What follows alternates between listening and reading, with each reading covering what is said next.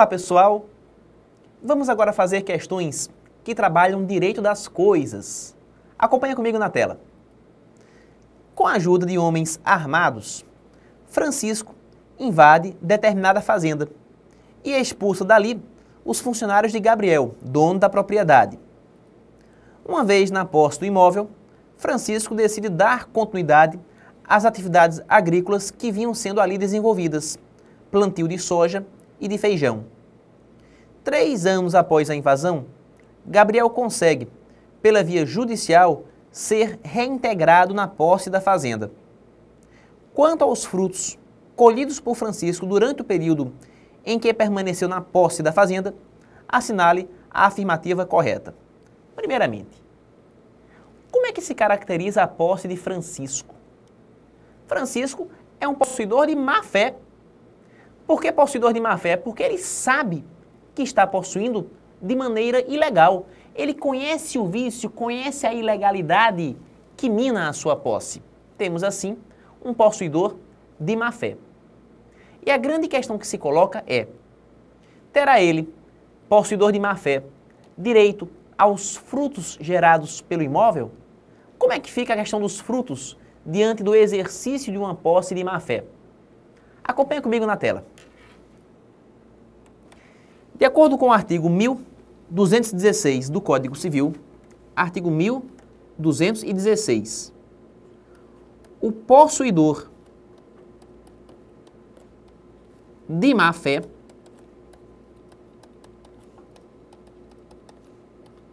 ele responde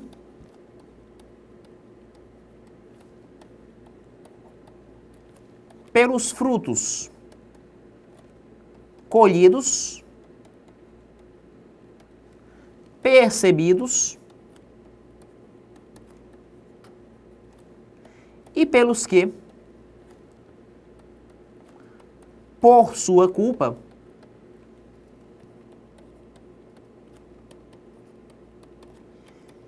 deixou de perceber.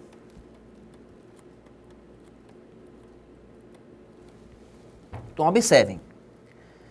Tratando-se de possuidor de má-fé, esse possuidor responderá por todos os frutos, pelos frutos colhidos, pelos frutos percebidos e pelos que, por sua culpa, ele deixou de perceber.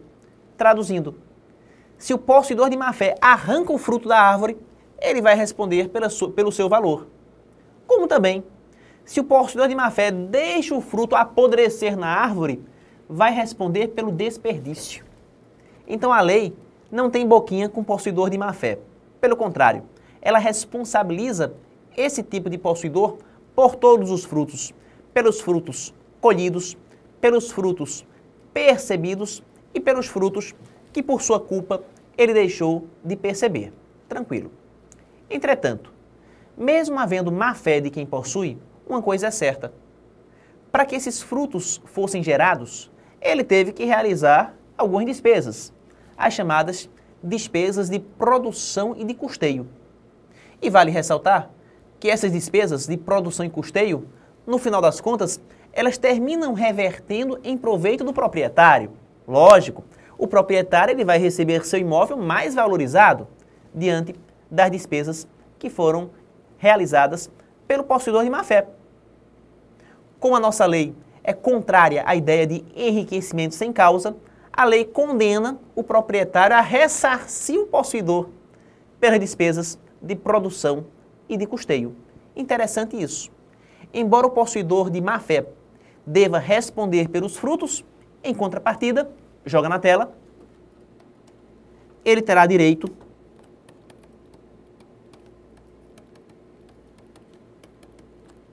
ao ressarcimento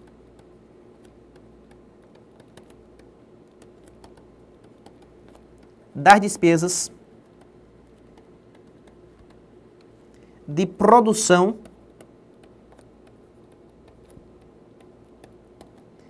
e de custeio. Previsão do artigo 1216 do Código Civil. Vejamos as respostas. Letra A. Francisco deve restituir a Gabriel todos os frutos colhidos e percebidos, mas tem direito de ser ressarcido pelas despesas de produção e de custeio. Resposta correta, na cara.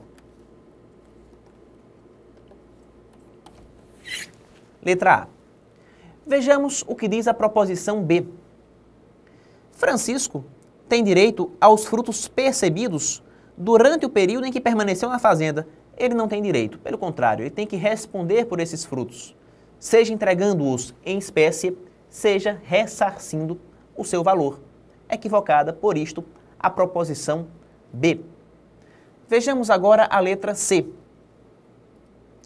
Francisco tem direito à metade dos frutos colhidos, devendo restituir a outra metade a Gabriel. Também está falsa a proposição. Na verdade, Francisco não tem direito a nenhum fruto. Ele deve responder por todos esses frutos. Apenas será ele ressarcido pelas despesas de produção e de custeio. Equivocada a letra C. E por fim, passemos à proposição D. Francisco deve restituir a Gabriel todos os frutos colhidos e percebidos e não tem direito de ser ressarcido pelas despesas de produção e custeio. Falsa proposição. Francisco ele tem direito, sim, de ser ressarcido por todas as despesas de produção e de custeio. Equivocada a alternativa D. Vejamos agora a próxima questão. Jeremias e Antônio moram cada um em uma margem do rio Tatuapé. Com o passar do tempo, as chuvas, as estiagens e a erosão do rio alteraram a área da propriedade de cada um. Dessa forma, Jeremias começou a se questionar sobre o tamanho atual de sua propriedade, se houve aquisição ou diminuição. O que deixou Antônio enfurecido, pois nada havia feito para prejudicar Jeremias. Ao mesmo tempo, Antônio também começou a notar diferenças em seu terreno na margem do rio. Ambos questionam se não deveriam receber alguma indenização do outro. Sobre a situação apresentada, assinale a afirmativa correta. Atenção aqui. A questão trabalha um fenômeno hidrológico chamado aluvião. Aluvião que acontece toda vez que, por forças naturais imperceptíveis, o rio deposita sedimentos, acréscimos, junto aos terrenos marginais. Então, paulatinamente, o rio vai depositando sedimentos aos terrenos das margens. E esses terrenos se acrescem da área aluvial que se forma. Então, essa é a ideia de aluvião. Aluvião que, embora fenômeno da natureza, ele vem previsto no artigo 1250 do Código Civil. De acordo com esse artigo, os depósitos e aterros formados sucessiva e imperceptivelmente junto às margens dos rios pertencem aos proprietários dos terrenos marginais, sem indenização. Então, tanto o vizinho de um lado como do outro lado da margem vão ter suas propriedades beneficiadas pela aluvião, sem que nenhum deles possa requerer indenização contra o outro, já que a aluvião não dá margem a pedido indenizatório. Vejamos a proposição A. Trata-se de aquisição por aluvião, uma vez que corresponde a acréscimos trazidos pelo rio de forma sucessiva e imperceptível, não gerando indenização a ninguém. Resposta correta, só marcar. Aluvião realmente não gera indenização a quem quer que seja. Vejamos agora a proposição B. Se for formada uma ilha no meio do rio Tatuapé, pertencerá ao proprietário do terreno de onde aquela porção de terra se deslocou. Atenção aqui. Vamos colocar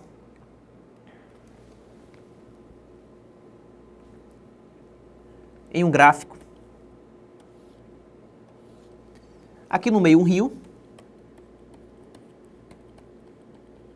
de um lado a propriedade de Jeremias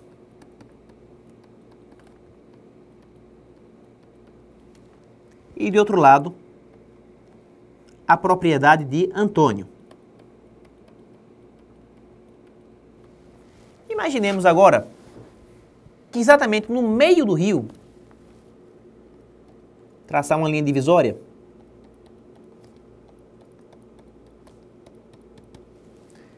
Seja formada uma ilha. Olha aqui a ilha. A ilha se formou no meio do rio. Como é que essa ilha vai ser compartilhada entre os vizinhos? Muito simples. Primeiramente, nós vamos delimitar a testada. O que é testada? Testada é a parte do imóvel voltada para a ilha. Então, a testada de Jeremias está aqui, a parte do seu imóvel voltada para a ilha. E a testada de Antônio, vamos mudar a cor, está desse outro lado. Perfeito. De acordo com o artigo 1249 do Código Civil, essa ilha ela tem que ser dividida entre os proprietários ribeirinhos de ambas as margens, na proporção de suas testadas, até a linha que divide o álveo em duas partes iguais. Então, divide-se a ilha entre os proprietários dos terrenos ribeirinhos de ambas as margens, na proporção de suas testadas, até a linha que divide o álveo em duas partes iguais. Então, até aquela linha divisória, observem aqui, proporcionalmente à testada de Jeremias, essa parte da ilha achurada em verde pertence a Jeremias. E até a linha divisória, a parte da ilha achurada com a outra cor pertence a Antônio. A área achurada em verde é de Jeremias, a área achurada em vermelho pertence a Antônio. Então, desse modo que será compartilhada a ilha entre os proprietários ribeirinhos de ambas as margens. Percebam que a letra B fala diferente. Joga na tela. Ela nos fala que se for formada uma ilha no meio do rio, pertencerá ao proprietário do terreno de onde aquela porção de terra se deslocou. Não é dessa maneira que a questão vem regulada. Na verdade, a ilha pertence, em comum, aos proprietários de ambas as margens, na proporção de suas testadas, até a linha que divide o álveo em duas partes iguais. Equivocada, assim, a proposição B. Vejamos agora a alternativa C. Trata-se de aquisição por avulsão e cada proprietário adquirirá a terra trazida pelo rio mediante indenização do outro, ou se ninguém tiver reclamado, após o período de 1 ano. Na verdade, aluvião, avulsão é uma forma de aluvião de maneira mais ostensiva. Como assim?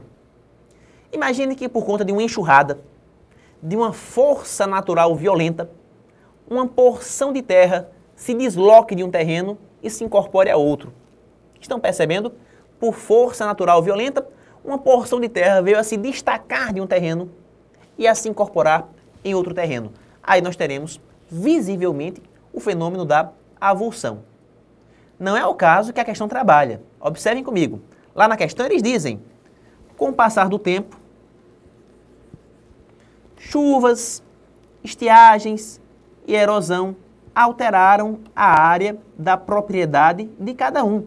Então essa alteração foi paulatina, ela se deu com o passar do tempo. Se fosse possível vislumbrar, em dado momento, uma porção de terra se destacando do imóvel de um e se incorporando ao imóvel do outro, aí sim poderíamos falar em avulsão. No caso em apreço, tivemos aluvião e não avulsão. Por isto, falsa a proposição C. E para finalizarmos, vejamos a letra D. Se o rio Tatuapé secar, adquirirá a propriedade da terra aquele que primeiro a tornar produtiva de alguma maneira, seja como moradia ou como área de trabalho. Gente, se o rio secar, nós teremos a figura do álveo abandonado. O que é o álveo abandonado? Artigo 1252. Álveo abandonado é o leito do rio que secou.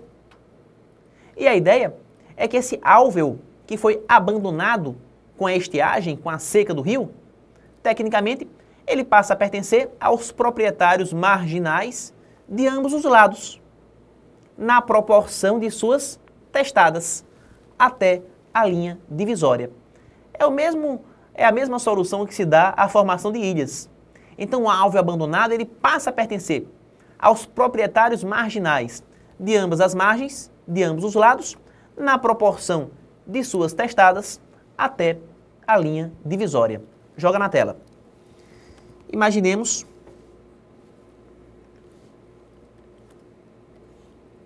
que o rio seque. Aqui está a propriedade de Antônio e do outro lado está a propriedade de Jeremias.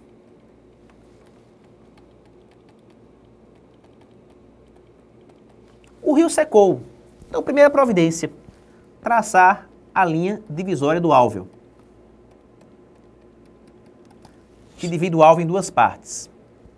Em seguida, ver as testadas. Vamos colocar em verde a testada de Antônio e em vermelho a testada de Jeremias.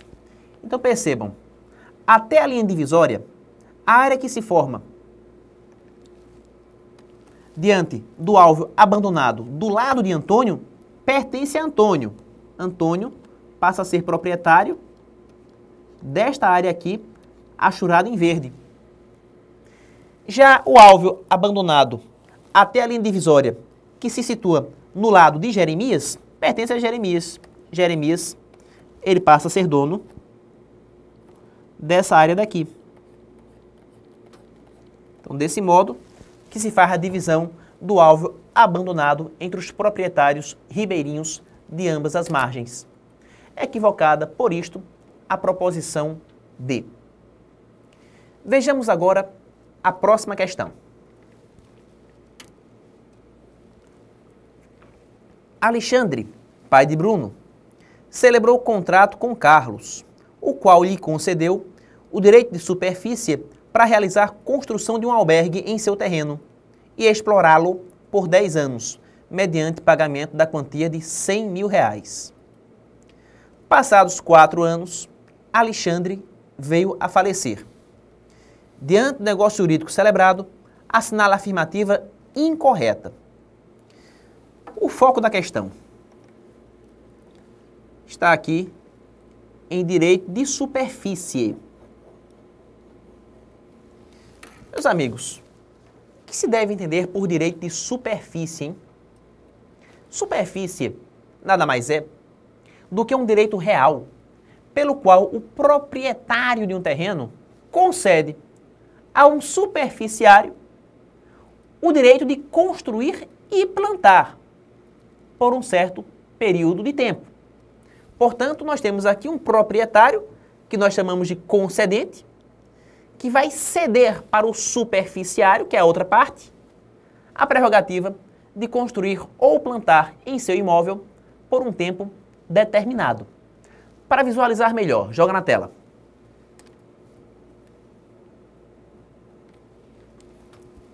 Imagina o caso aí de um imóvel sem qualquer construção, sem plantação. Esse imóvel pertence a Carlos. Carlos é o seu proprietário. Acontece que Carlos, ele cede para Bruno, aliás, para Alexandre, né? Alexandre, vamos corrigir. A questão fala Alexandre. Carlos cede para Alexandre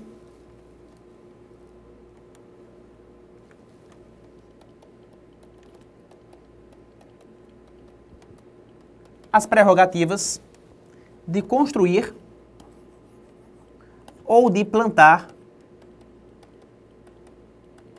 em seu imóvel, de realizar plantações ou construções. Ao fazer isto, Carlos, proprietário, se diz concedente, já que ele concedeu a superfície. O que faz de Alexandre superficiário. Lembrando sempre que a superfície somente se constitui por um determinado lapso de tempo. Interessante observar que, de acordo com o artigo 1300 1369 do Código Civil, artigo 1369, a superfície se constitui mediante escritura pública registrada no cartório de imóveis. Então é dessa maneira que se constitui a superfície, mediante escritura pública registrada no cartório de imóveis. E por que tanta formalidade, hein, pessoal? Essa formalidade decorre da necessidade de se atribuir à superfície o vínculo erga omnes. Superfície tem vínculo erga omnes. Ela vincula a todas as pessoas. Como assim? Imagina você que no curso da superfície, durante o prazo da superfície, o proprietário concedente, no caso Carlos, resolva vender o imóvel para um terceiro. Gente, se o imóvel for vendido no curso da superfície, o comprador vai ter de respeitar o direito do superficiário. Ele não pode colocar o superficiário para fora, não, porque o direito superficiário é um direito real. E enquanto direito real, ele torna-se oponível erga omnes. Daí a necessidade de se formalizar o ato mediante escritura pública e de se registrar esta escritura no cartório de registro de imóveis. Perfeito. Vamos ver se com base nessas informações nós conseguimos responder a questão. Joga na tela. O superficiário pode realizar obra no subsolo, de modo a ampliar sua atividade. Não pode. Na verdade, o parágrafo único do artigo 1369 proíbe a realização de obras no subsolo. Superficiário não pode realizar obras no subsolo, haja vista a incidência da proibição legal. Ele constrói, ele planta do chão para cima, sem que ele possa realizar obras no subsolo. Temos assim como incorreta a proposição A, o que responde ao gabarito da questão, né? Eles querem a incorreta. Essa seria a resposta. É só marcar.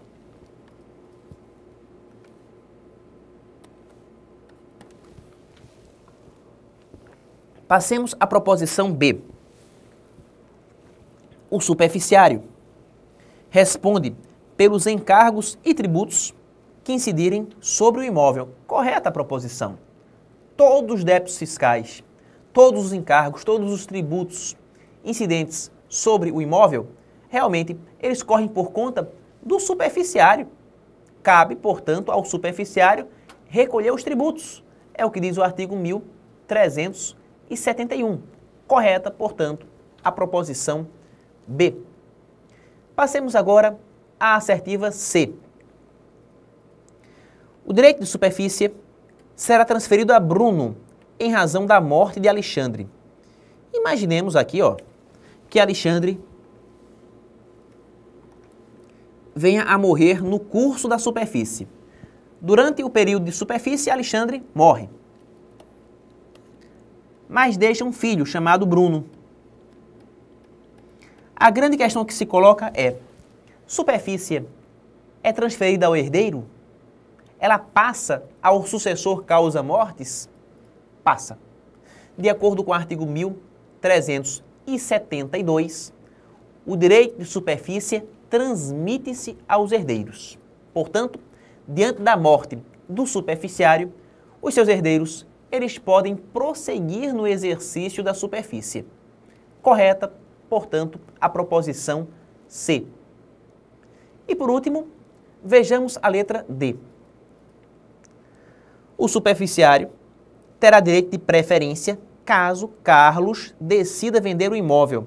De fato, de acordo com o 1373, se o proprietário concedente resolver alienar o imóvel, a preferência será do superficiário.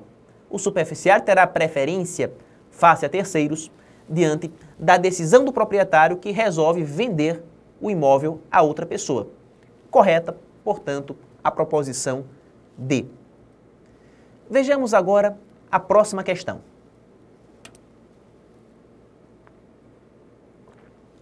Sara e Bernardo doaram o imóvel que lhes pertencia a Miguel, ficando o imóvel gravado com usufruto em favor dos doadores. Dessa forma, Quanto aos deveres dos usufrutuários, assinale a afirmativa incorreta. Uma questão tranquila que trabalha o tema do usufruto. Para quem não conhece o usufruto ou não conhece bem, o usufruto é um direito real que permite ao usufrutuário usar e fruir. Apenas isso. O usufrutuário, ele pode usar e pode fruir uma coisa pertencente a outrem. Então temos aqui duas partes. Joga na tela. Temos de um lado o nuproprietário.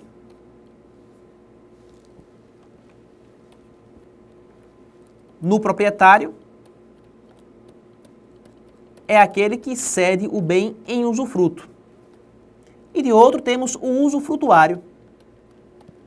O usufrutuário é aquele que recebe o bem em usufruto, podendo usar, colocar aqui o jus utende, poder de usar, e podendo fruir, o jus fruende. Então esta é a caracterização do direito real de usufruto. Por seu intermédio, o usufrutuário pode usar, jus utende, e pode fruir, jus fruende, a coisa pertencente ao nuproprietário. Perfeito. Na questão trabalhada, joga na tela, Sara e Bernardo doam o seu imóvel a Miguel. Miguel passa a ser nuproprietário. E colocam a si próprios, Sara e Bernardo, como usufrutuários. Vê que interessante. Sara e Bernardo eram donos, doaram o imóvel a Miguel e colocaram a si próprios como usufrutuários. O nome disso, doação com reserva de usufruto. Doação com reserva de usufruto, que acontece quando o doador doa o bem e guarda para si o usufruto sobre o bem doado. A questão trabalha mais ou menos os direitos e deveres do usufrutuário, o que é que ele pode e o que é que ele deve fazer. Assinale a afirmativa incorreta. Comecemos com a letra A. Os usufrutuários, eles não devem pagar as deteriorações resultantes do exercício regular do usufruto.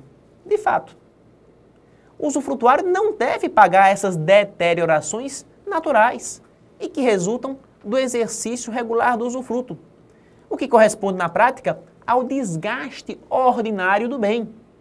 Gente, todas as coisas, sejam móveis, sejam imóveis, e eu diria mais, até as pessoas se desgastam. E esse desgaste natural, essa deterioração que resulta do exercício regular de um direito, não deve ser custeada por ninguém, muito menos pelo usufrutuário. Não se responde, portanto, pelo desgaste natural do objeto. É o que diz o artigo 1402. De acordo com 1402, o usufrutuário ele não responde pelas deteriorações resultantes do exercício regular do usufruto. Correta, assim, a proposição A. Passemos à assertiva B. Sara e Bernardo devem arcar com as despesas ordinárias de conservação do bem no estado em que o receberam. Tranquilo. Despesas de conservação são outra realidade. Claro que se estourar um cano, Sara e Bernardo vão ter que consertar. Se der um curto-circuito, eles vão ter que fazer a reforma da instalação elétrica. Todas as despesas ordinárias de conservação do bem correm por conta do usufrutuário. O que o usufrutuário não deve pagar são as deteriorações resultantes do exercício regular do usufruto. Isso ele não paga. Entretanto, ele é obrigado a arcar com as despesas ordinárias de conservação. É o que reza o artigo 1403 do Código Civil. Correta, assim, a proposição B. Vejamos a letra C. Sara e Bernardo devem arcar com os tributos inerentes à posse da coisa usufruída. Tranquilo. Todos os encargos fiscais, tributos, taxas de bombeiro, etc., correm por conta dos usufrutuários. Cabe a eles, usufrutuários, Sara e Bernardo, arcar com os encargos fiscais incidentes sobre o imóvel. É o que destaca o artigo 1403 do nosso Código Civil. Correta, pois, a proposição C. E por fim, passemos à alternativa D. Sara e Bernardo não devem comunicar ao dono a ocorrência de lesão produzida contra a posse da coisa. Aqui nós temos a proposição incorreta. Na verdade, o nosso Código Civil, em seu artigo 1406, obriga o usufrutuário a dar ciência ao dono de qualquer lesão operada contra a posse da coisa ou os direitos deste. Então, se a coisa for invadida, se a coisa for danificada, se ocorrer lesão contra a sua posse, a ideia é que o usufrutuário será obrigado, por lei, a cientificar o ocorrido ao nu proprietário. Artigo 1406. Falsa, portanto, a proposição D, que atende como gabarito da questão. E aqui encerramos mais esse bloco. Em nosso bloco final, trabalharemos algumas questões de direito de família. Um forte abraço, não saiam daí.